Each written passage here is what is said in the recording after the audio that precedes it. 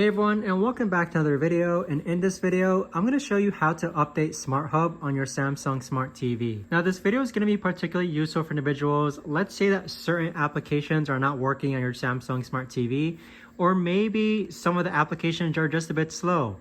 Doing an update to your SmartHub can most certainly help speed it up if your Samsung Smart TV is up to date with the latest version.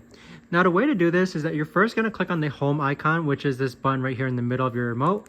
And then you're going to navigate to where it says settings. So click on settings. And then next from here, you're going to click on support. So next, you're going to click on settings. And then once you click on settings, you're going to navigate to where it says support. And then you're going to click on software update. Now in most cases, people's Samsung Smart TV is already set to auto update, meaning that it's automatically going to start software updates, which includes the SmartHub once the TV is powered off.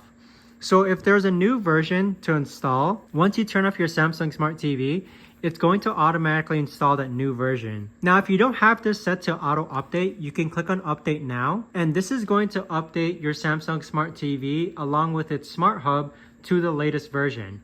So as you can see, there's no new updates for me right now, but it will automatically update as long as this is set to auto. So make sure that the auto update is checked. But that is how to update your SmartHub on your Samsung Smart TV.